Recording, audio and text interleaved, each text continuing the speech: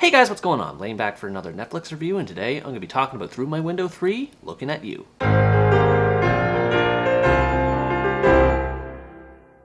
Through My Window 3, Looking at You is the third and final movie of the trilogy based on the Through My Window novel series from Wattpad, and continues the story of Raquel and Aries, who are no longer a couple following the events of the previous movie. While they seem to have moved on from each other, they're still in each other's minds as they date other people. Then Christmas time rolls around in Barcelona, and Aries returns home from Stockholm for the holidays to be with his family. As one can expect, the two end up reuniting and reigniting their romance, and the two must finally confront what keeps them apart and decide what they want out of their relationship once and for all. I cannot for the life of me understand why these crappy teen romantic dramas keep getting made. While I'm glad the series is finally over and this third movie is just slightly better than the others, it's still terrible and a waste of time in general, because most of what made the other movies bad remains present here. In the entirety of the three movies, the main character Raquel has never gone through what I consider to be a fully defined character arc. She's still boring, lacks character development, and I found her to be more toxic and poutier than ever in this movie. I don't know why, but she seems to stir up trouble with just about everyone she encounters. She starts fights with her new boyfriend Gregory and even her mother,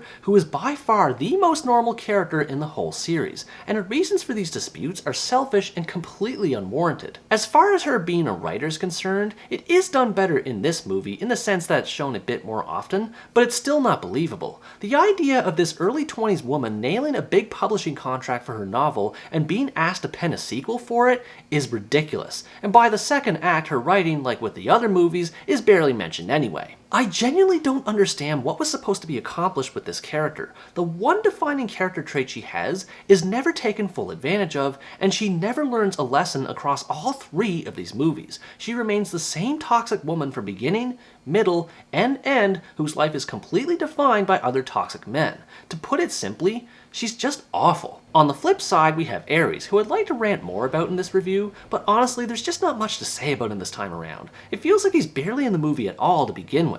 And whenever he does appear, he looks depressed, almost like the crap factor of these movies is weighing down on his actor. To a certain extent, this does make sense, because he's still dealing with the fallout of what happened in the second movie, so he is a tiny bit more sympathetic compared to Raquel, but in the end, he's a total airhead who I could never bring myself to care about. His lack of characterization is almost as bad as Raquel's. Nothing about the Alpha 3 Corporation's goals are explained, his life in Stockholm is mentioned like once throughout the whole movie, his romance with Vera is bland and forgettable, and again, his lack of presence really hurts the story in the long run, what little story there is. And this leads into what is quite possibly the most awkwardly stilted romance situation that I've ever seen. I say situation because everything about it is filled with problems. It's basically a love square, if it can even be called that, where Raquel is with Gregory and Aries is with Vera, but Raquel and Aries still yearn for each other, which in theory could be interesting. The problem is, it's not. Anyone who saw the little trailer at the end of the second movie, or even just those who have common knowledge of tropes in general, know exactly what's going to happen here. Raquel and Aries go behind their lovers' backs, they hook up, and they cause problems with their existing relationships as a result. Boring. It almost feels like it's just recycling parts of the second movie. Gregory and Vera are not at all convincing as potential foils for either lead because they're just as boring as the main characters are, and have the exact same degree of character development as they do too, which is zero. Beyond the cardboard personalities and lack of development though, there's something strange about the characters, and that they behave so inconsistently. Raquel dates Gregory but is involved with Aries, while Vera secretly wants to be with some random guy named Diego, but also with Aries. And it drags on and on. It's as if no one seems to know what they want at all. This problem extends to the other supporting characters who remain just as dull as they always have. Apollo and Daniela cheat on each other, but she gets hung up on it despite their relationship being open, I think, and Artemis and Claudia are going to have a family, but are also unhappy. Somehow. The only character who's been spared from all this nonsense is Yoshi, which is understandable due to his death in the previous movie. However, the way this movie handles his lack of presence is completely laughable, though I'll get to that in a bit. The only reason these tragedies disguised as romances exist is for the absurd love and sex scenes, which is pretty much a trademark for these movies by now. They're still gratuitous, cringeworthy, and add nothing to the romance. That's the most annoying thing about watching at this point. 3 movies into this series, and there's not a single sex scene that feels like it's meant to be anything other than a casual fling, because the characters are so poorly developed and lacking chemistry with each other. It gives the wrong idea of what a relationship is really about. The story of this movie, however, is where I really lost my patience. It is so ungodly slow and boring. Literally nothing interesting happens at all. It's just people hanging out again, and then hanging out some more. At least the last 2 movies had some semblance of plot structure, and the toxic drama made it somewhat entertaining. This is just lame. There's so many aimless subplots that distract from the main plot involving Raquel and Aries, like Artemis and Claudia searching for an apartment, Daniela trying to go on dates with Apollo, and Anna just moping around everywhere. The movie has nothing for its characters to do. On the rare occasion they do something that doesn't involve plotting along and could be mildly intriguing, montages step in and kill any potential fun that could be had. Whether it's romance scenes or Christmas activities, all these montages really do is stretch the runtime out longer than it needs to be. That's another thing I have to mention, is the fact that it takes place on Christmas time. This might be the only part of the movie that I remotely consider to be good, and even then, I attribute that more to the city of Barcelona than anything that has to do with the movie itself. I do find it a bit odd that the movie was released 2 months after Christmas, so the timing just feels awkward in that sense, but at least it looks cool. All the Christmas lights and scenery convey what could have been a charming romantic atmosphere. But as it is now, this movie is anything but charming. Instead, the movie continues the long-standing tradition of being toxic. Yeah, it still encourages bad behavior among its young characters like always. Some examples I've already mentioned, such as Raquel's pouting and Apollo's philandering, but most of the heavy stuff is surprisingly absent in this third entry. The toxicity doesn't feel quite as bad this time around because not much is happening in the movie anyway. It mostly consists of general rudeness and snooping into other people's possessions and business, which is relatively tame compared to previous incidents. However, there are 2 things about the toxicity this time around that really bother me. First, there is something awful about Anna in this movie. She sees a character in obvious medical distress later into the story. And what does she do? Call an ambulance? Ask for help from someone nearby? No. She runs away and cries into another person's shoulders.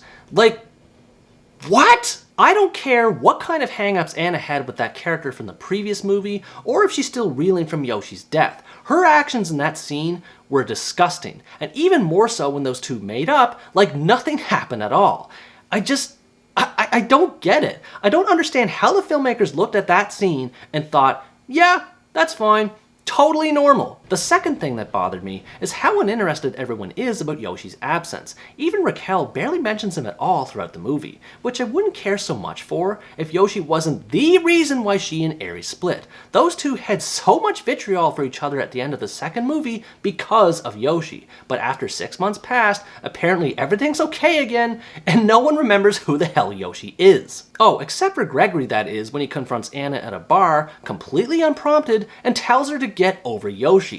Like, what the hell? Who talks like that? What kind of insensitive a-hole do you have to be to tell someone to stop grieving over someone's death? This is just one of many examples of how mean-spirited these movies can be and have been. And I hate that people can actually legitimately enjoy this crap. I know I said this movie is less toxic compared to the last 2, but the fact that the toxicity is still as bad as it is just mind-boggling. Another recurring problem that returns as well is the lighting. And you might be thinking, come on, this is the 3rd movie. Surely the filmmakers know how to film a scene by now, but nope. Personally, I think this movie's lighting is some of the worst I've seen in a movie released in the 21st century.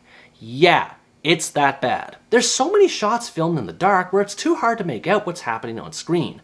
One shot that had me rolling on my couch laughing was a panoramic shot of Barcelona in complete darkness. It's like, wow guys, thanks for showing me absolutely nothing on screen except for a black silhouette of a city with no lights. Anyway, pretty much everything about this movie's visual presentation sucks. The cinematography is lousy, the lighting is either too bright or too dark, and the editing can create awkward tonal shifts between the scenes of Christmas joy and the romantic crap. So not only is it bad on a creative level, but also on a technical level, which begs the question, why watch it at all? Seriously, there's nothing to recommend about this movie in any way, shape, or form, or the whole series for that matter. This third entry just repeats the same problems the other two movies had, but with less enthusiasm. The filmmakers simply couldn't be bothered to improve upon themselves as artists, and that kind of laziness is shameful. Beyond that though, I worry for anyone out there who takes these movies and books as messages to heart and uses them to influence their future romantic decisions.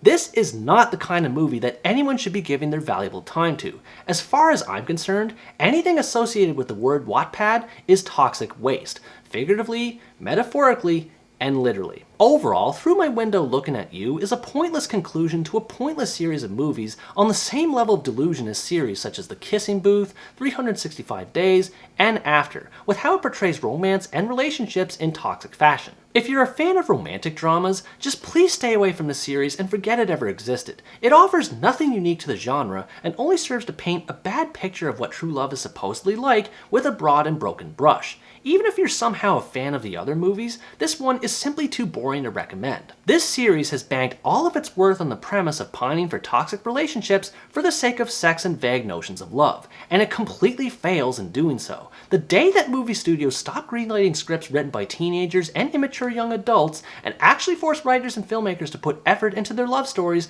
will be a monumental day in cinematic history.